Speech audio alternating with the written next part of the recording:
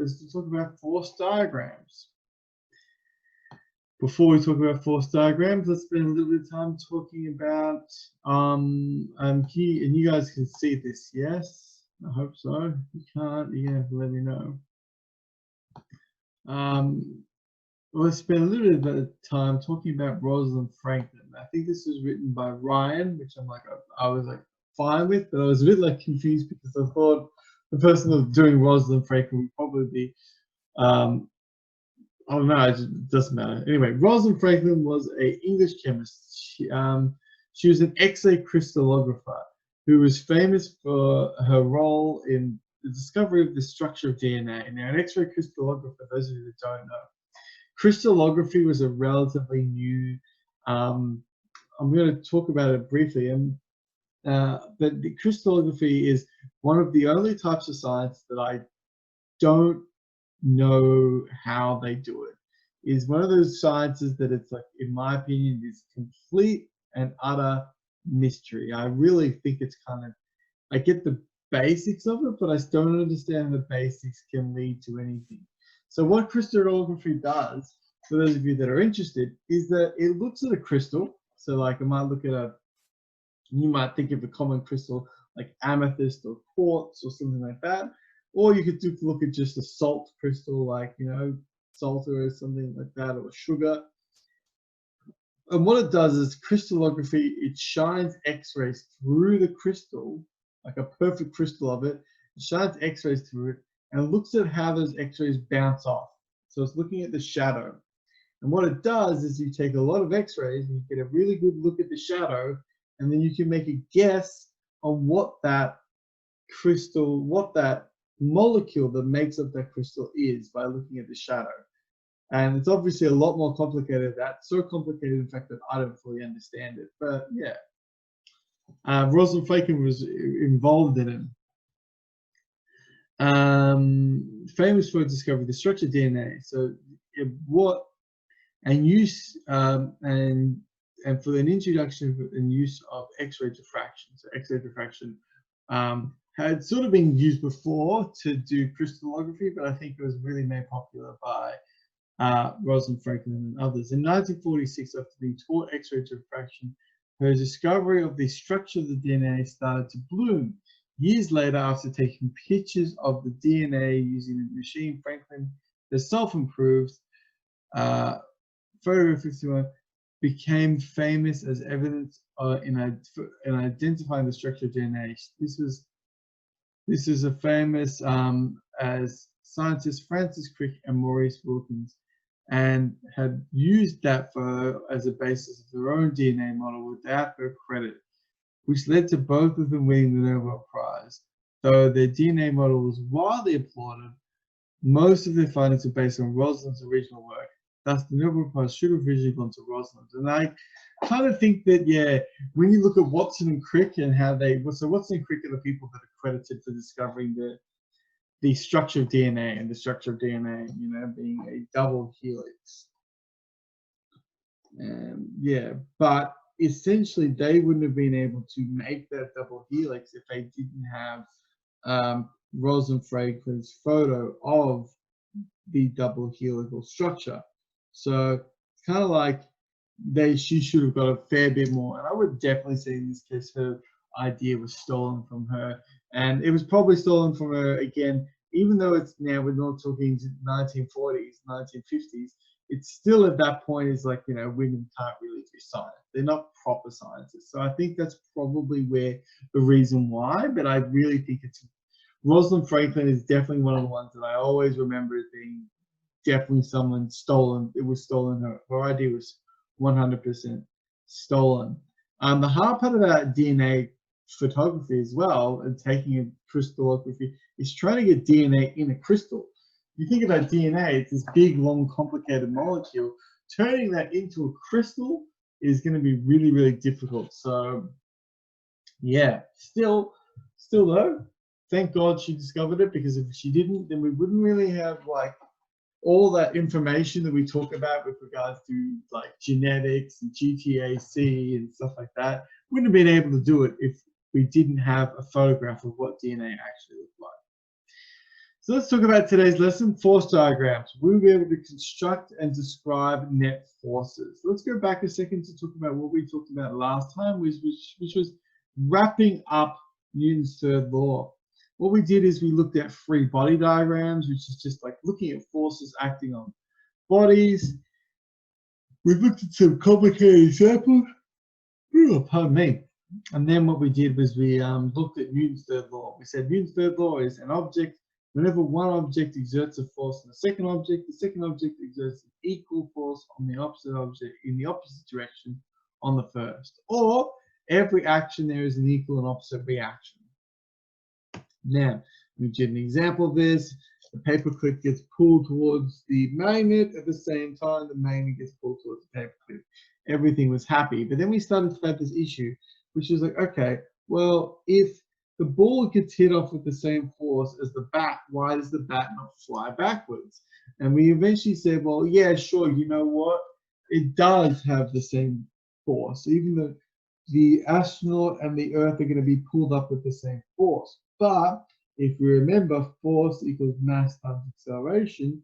If you take that force and you divide it by that mass, it'll give an acceleration. If this number is huge, then this number will be small.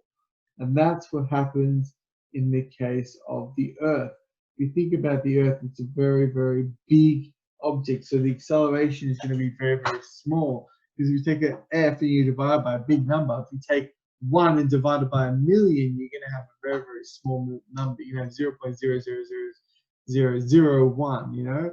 And of course, for the mass of the Earth, which is times 10 to the 25 kilos, you're going to have 0.0000025 times, you know? So it's going to be a very, very small acceleration. Whereas the astronaut's going to feel an acceleration. Then we did some examples. We looked at rockets being pushed around. We talked about propulsion of water, as if a dog kicked its legs, it could move forward. We talked about a bus, and I got you guys to get this example, and a lot of you guys got this wrong. Both the fly and the bus experience the same force. But because the fly has such a low mass, its acceleration is through the roof. Whereas the bus is huge, so its change in acceleration is very, very small. So therefore, the fly gets crushed, but the bus doesn't. And by the time we got to the second example, you guys sort of got the idea. You guys have thought, well, yeah, the force on the bullet and the gun are the same, but the gun, being a much heavier object, is going to fly backwards far less. Then we did an exam. We talked about rockets, and then we watched some quick fail videos of dumb people with shooting guns and just flying backwards. Today what we're going to talk about is a little bit more about this idea of force diagrams. Now, I wanted to start with this slide here. I haven't got a good picture for this. I couldn't really think of a good picture to use, and I was in a bit of a hurry. But I thought I would throw this one up here. Because every force has an equal reaction force, we can think of them as pairs. We can think of them as action-reaction pairs. So an action-reaction pair is the same size but acts in the opposite direction of the first. So, and the last thing as well is it acts on different objects. So it's important that they're the same size, they're in opposite directions, they act on different objects. These are our three criteria for telling if two things are action-reaction pairs. For telling if this is an example of Newton's third law, or if it's just some lucky by chance situation that they happen to be,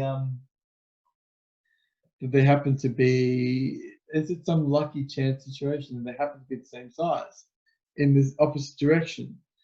Or maybe they're acting on different objects in the same size, but they're not in opposite directions, in the same direction. So these are our three checklists. And we're going to apply these three checks to the next couple of slides. Now, I asked you guys to copy something like this down last time, but if you didn't copy it down, now is your chance to copy it down.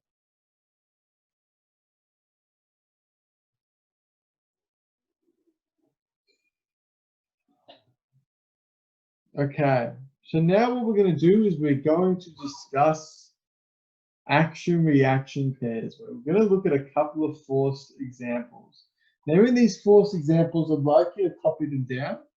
You don't have to copy down everything in the picture, just generally what's going on in the picture, especially because some of these pictures have got some random stuff in them. But I would like you to just get some rough ideas. The first place we're going to start off with, when we talk about action-reaction pairs and forces, I think the easiest place to start off with is a place where there is absolutely no force. No forces are being acted on at all. The best place to do that is to go to space. So in space, right, and what I would like you to draw for this picture is just, you know, two apples, maybe. And how do you draw? By the way, how do you draw an apple? You want to know how to draw an apple? You draw an apple like this. You go with like that and like that. That'll do for an apple. Now in space, there is no forces. So I'm just going to go two things. There are no forces, and of course, because we know there's no forces, we know that the first law applies, the first law of motion, which means an object at rest will stay. Rest will stay at rest. This apple is not going to move anywhere because there's no forces acting on it. There are no net forces. There are no balanced forces. There are no unbalanced forces. There are no forces acting on it. Same for this moving apple. So this moving apple here, you can think of that moving apple as also having no, it's an apple in constant motion. There is no force acting on this apple. So there is no acceleration.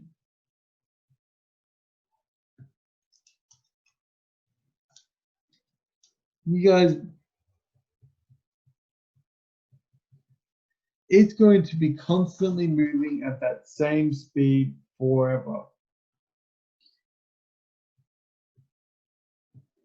And this is one of the tricks here. This is what always people get wrong. It's like, even though this apple is moving at a constant speed, doesn't mean that there is a force acting on it. It just means that, in fact, we know that it's in space. There's absolutely no forces whatsoever. So this is the easiest example, in my opinion, of a force diagram, is when you have no force. When you have no force acting on an object, then you know that all the forces are balanced, because if you can't balance, balancing zero is easy, and you know that there's going to be no acceleration. No force, no acceleration, so an object is going to either stay at rest or keep moving indefinitely. And that apple is just going to float its way off into the cosmos. As I said to you guys when we talked about Newton's first law, this is one of the scary things about being in space. If you're in space and you drop something, or you accidentally push something away from the ship, it's gone. You'll never be able to get it back. And it's really going to be hard, because you can see that thing floating away, but you can never catch up to it, because an object in motion will stay in motion. It will just keep moving on forward forever.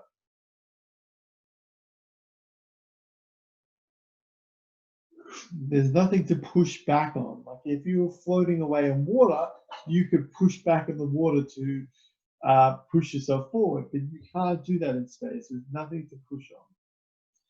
I kind of want to go to space. I think that'd be cool. I kind of think it'd be really weird not being able to push on anything, but also really scary. I think it's like one thing we take for granted here on Earth is, hey, if I want to move, I can just push against the floor. Imagine if you couldn't do that. Imagine if you had to think about every movement you're making. Yeah, anyway. Let's move on from this one. But this is net force for a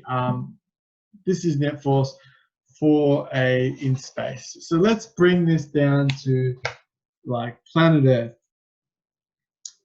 Now, this example here that I'm going to go through with you guys is a classic example and one that a lot of students make mistakes on. So it's one that I'm going to really try and point out with you guys. This apple is going to experience some forces. Can you guys tell me in chat, because now we're on Earth, it's going to experience a force. Can you guys tell me what is a force that this apple is going to experience? It's on Earth. What is going to be a force that it will experience? Either in chat or out loud if you want, if you're confident. Who can give me a force the apple will experience? It'll be gravity and there'll be normal force. Gravity and normal force. Thank you, Oliver. Thank you, David, for hitting with gravity. You're correct. Let's draw gravity in. So gravity is always the first one. Gravity is usually a great answer. If an object's on Earth, it's probably going to have gravity. So let's draw gravity in. Actually, I probably can't. I want to draw it in green. I like drawing gravity in green, GG. But I don't think I can draw gravity in green because it just isn't going to show up. So I'm going to have to draw gravity maybe in, I'll go with navy blue. Yeah, that's all right. We'll call this is the force of gravity, so F of G. So that's one force that's acting on the apple. Again, if you want to know how to draw an apple, you just go like a curve like that, which is like a backwards E, and then you go another curve. That'll do. I sometimes prefer to do just love hearts, but instead of the bottom being a point, I do the bottom of it being a curve. So you just go up like a love heart, up like a love heart, you got yourself an apple. Just in case you want to know. I'm not a sketch artist, by the way. Now we've got a normal force. Now a normal force, for those of you guys that don't know what a normal force is, a normal force is the push of an object back. So it's going to be pushed upwards. Because when you sit on a chair, you experience a force upwards. That is not up at all. There we go, it's a bit better. We'll call this Fn for normal force. Now here's the question, and this is the one that I would really like you guys to really explore. Are these two forces action-reaction pairs? Yes. Yep. Well, let's check our 3 steps. Number 1, are they the same force? In this case, is Fn equal to Fg? In this case, yes, they are. If Fg was more than Fn, it would sink into the ground. If Fn was more than Fg, it would start floating up into the air. So we know these forces are balanced, so therefore they have to be the same force, the same size force. Let's look at question 2. Question 2 says, are they in opposite directions? Well, they are in opposite directions. One is going up and the other one is going down. So it's easy. The third one, are they on different objects?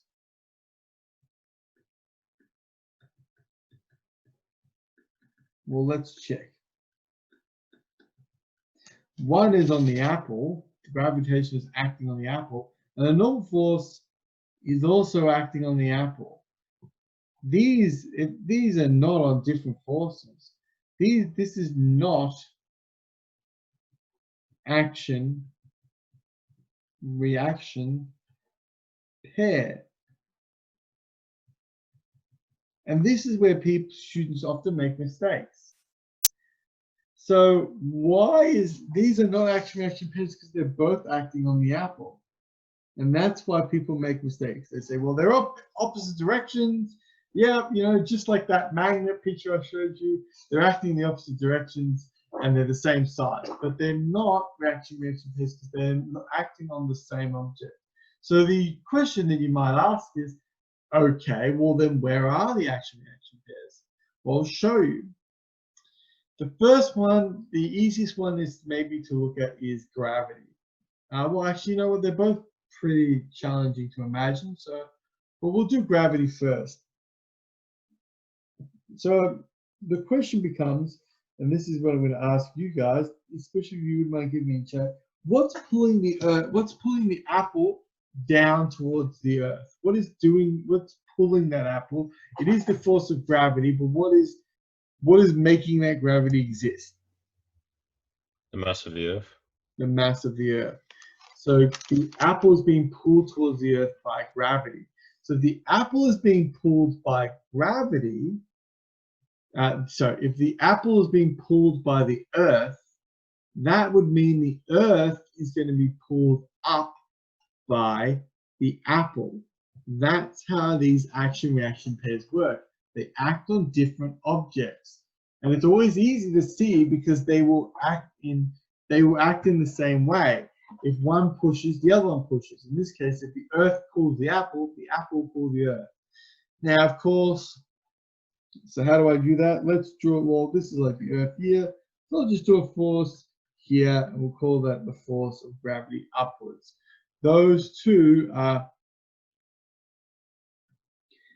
two are action-reaction pairs.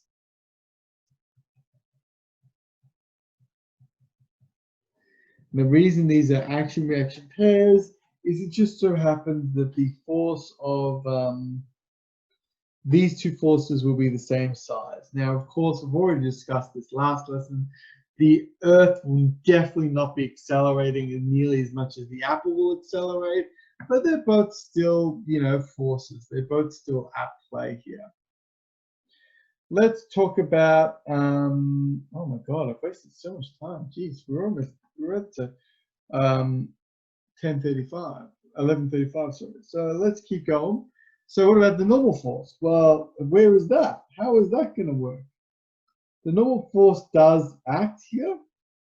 The normal force is, and so you've got to ask yourself, well, what's pushing the apple up? The thing that's pushing the apple up is the surface of the ground. The ground is pushing the apple up, so therefore the normal force is going to push the ground downwards. These two are action-reaction pairs.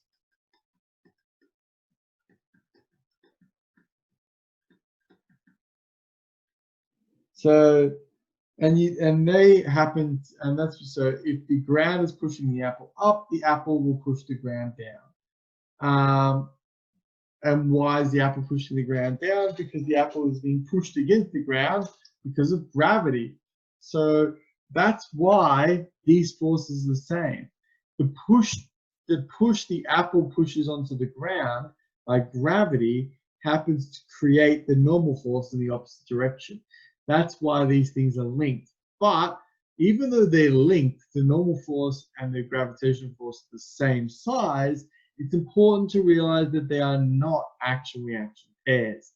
So many people make that mistake, and that's why I'm trying to make it as clear as possible. They must act on different objects. So let's move from this onto a different example. Have you guys copied this down? Can I move on, or do you guys need more time?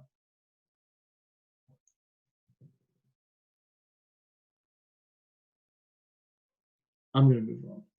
Normally what I would do as well is I talk about like a tire swing example. That's one of the ones I used to love to do with this lesson. I don't do that anymore because I find that there's just too many things going on in that picture. I think that this is easy enough. Just an apple sitting on the ground.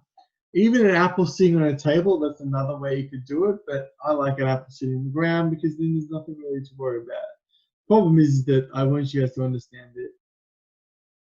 These forces are different. So now let's look at a bookcase.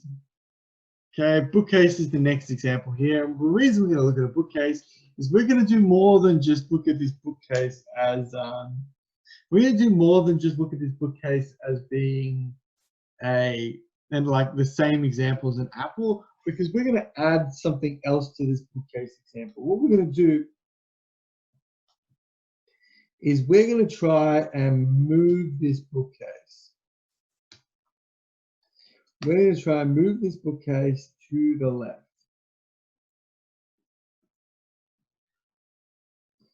Okay? Or to the right, sorry. So we're going to push it to the right.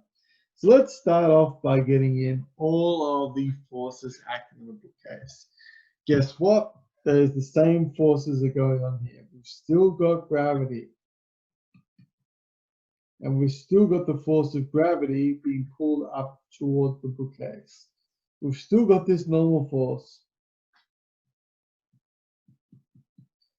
And that's because, by the way, that normal force also comes into effect here. It's the same force that's pushing the bookcase is pushing down on the ground, and so the ground is going to push up on it. And these forces are going to be equal. I know they haven't drawn them at the same size, but yeah. But what we're going to do add now is we're going to add a couple more forces. We're going to add a push force by the humans. The human being here is going to do F push. And that's going to push that bookcase to the right. Now, of course, if you're pushing the bookcase to the right, the bookcase needs to have an equal and opposite reaction force. So that's going to push against the human being to the left.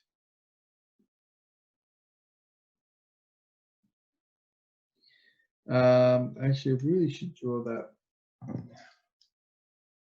like this. Same size force. Now it's going to require a lot of force to push it. So therefore, you know, even though that human being is being pushed backwards, it's going to push. The human being is going to push against the ground with the force of friction, which is going to. But we're not going to go into all of those details.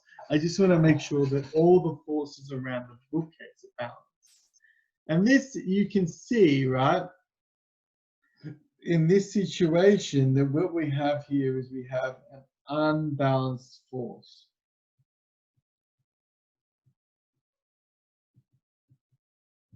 You can see there's an unbalanced force because you've got this push force here. Now, I should point out that even though this is an unbalanced force, that doesn't mean that it's going to, that doesn't mean that the Newton's third law is broken. It just means that if you look at that one force on that object, it's not balanced. And so that's what we refer to as an unbalanced force. So that will start to accelerate. There may be another force acting here. I might do one more force. I'll probably do this force in orange. You could have a frictional force.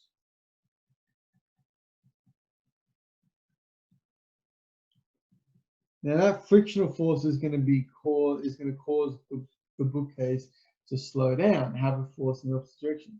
The only way that that is possible for the bookcase to be pushed backwards against that push force is there must be a force being pushed in the opposite direction of the same size. Where is that force?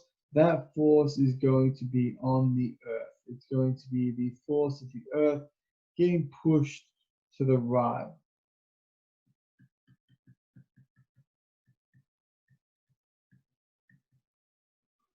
Whenever you use friction to your advantage, so that's what the thing is that it doesn't want to move. The frictional force causes a push on the Earth. It causes the Earth to be pushed forwards, and that creates a force backwards on the bookcase.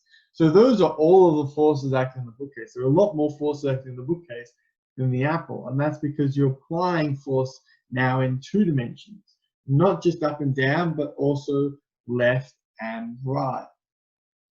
And what I've tried to do here is I've tried to draw all of the forces acting on not just the bookcase, but what all of their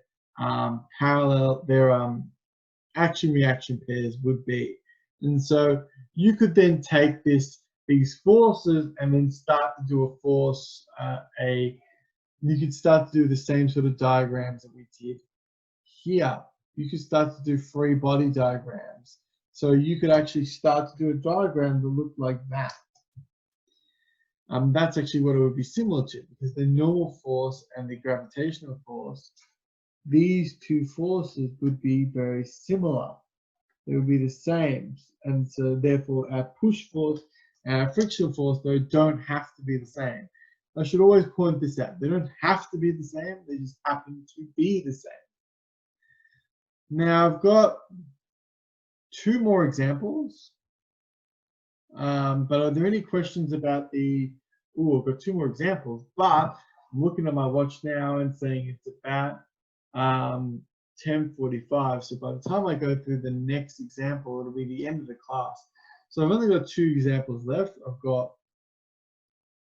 I will talk about it. I've got the person on the bike, and I've got the apple falling through the air. So I'm going to go through those last 2 tomorrow, and then what I'll do is I'll put up motion 5, and you guys can spend the rest of the lesson after that working on motion 5. I might put motion 5 up now so that you guys can look at it tonight if you want to do it, but you should not be doing motion 5 tonight. You should be focusing on motion 4.